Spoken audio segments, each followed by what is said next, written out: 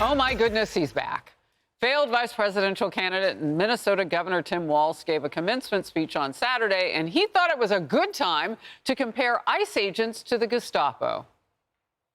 Donald Trump's modern-day Gestapo is scooping folks up off the streets. They're in unmarked vans, wearing masks, being shipped off to foreign torture dungeons.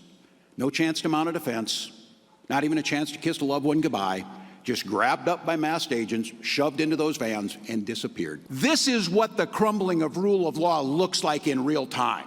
And it's exactly what the founders of this nation feared: a tyrant abusing power to persecute scapegoats and enemies.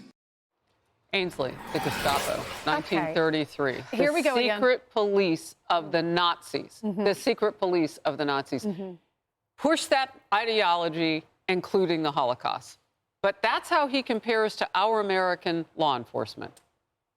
Here we go again, Harris. Yeah. Nazi, fascist, racist, Stalin, Mussolini. The list goes on and on. Hitler. This is what he did when he was running for vice president. This is what both of them did, Kamala and Walz. So he's going back to this, meaning he has learned nothing, right? He even wants college scholarships for our illegals. He is so out of touch. This is not what America wants. That was not a winning message for him. So let him do it. Let him continue. Let them sing on the State House. Let them go to the ICE facility and stand in front of the gate and not let anybody in. It is not a winning message for them. People love what Donald Trump is doing for immigration. They love what he's doing for energy independence. They love what he's doing with investments, tax cuts, no tax on tips, Social Security overtime. Those are winning messages. Yeah. You know, Guy, show us who you are.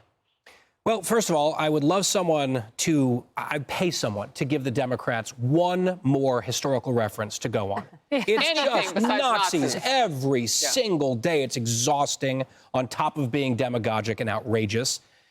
And he mentioned that this is what the crumbling of the rule of law is what he said. Crumbling of the rule of law. This is what it looks like.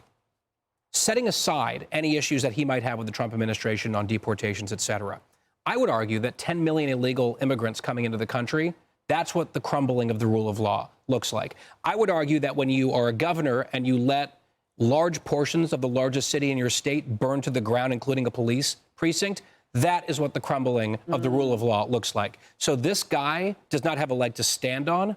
I would encourage him to have a seat. Lisa? Also, can we just leave the Holocaust alone? It was a uniquely terrible part of history with 6 million Jews killed. Leave the Holocaust alone. I'm tired of people who should know better not knowing better. These people no longer deserve the benefit of the doubt with what he is saying with an extension of the Trump administration. This is basically just trying to call Trump Hitler all over again.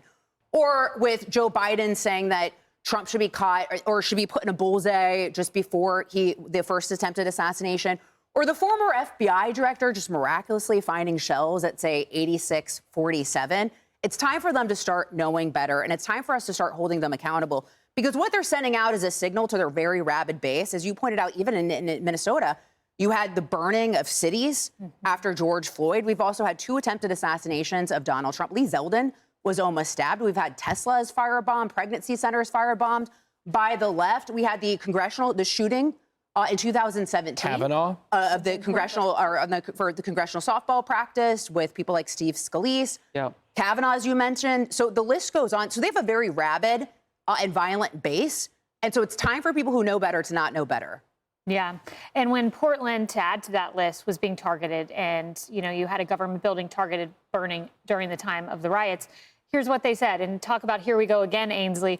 You had the governor of Oregon talking about federal law enforcement as secret police and a dictatorship. Then you had Jim Clyburn calling them the Gestapo, same word. And then you had Nancy Pelosi calling them stormtroopers. So this is what they do when they don't like what law enforcement's doing. But law enforcement, ICE included, is the thin blue line between chaos and order. Keep doing it, ICE. Yeah. Well, they had that other word that they used a lot, weird. Yeah. Yeah. Weird. None of it worked for them. Fingers. Yep. Yes. Exactly. Hey, everyone. I'm Emily Compagno. Catch me and my co-hosts Harris Faulkner and Kaylee McEnany on Outnumbered every weekday at 12 p.m. Eastern, or set your DVR. Also, don't forget to subscribe to the Fox News YouTube page for daily highlights.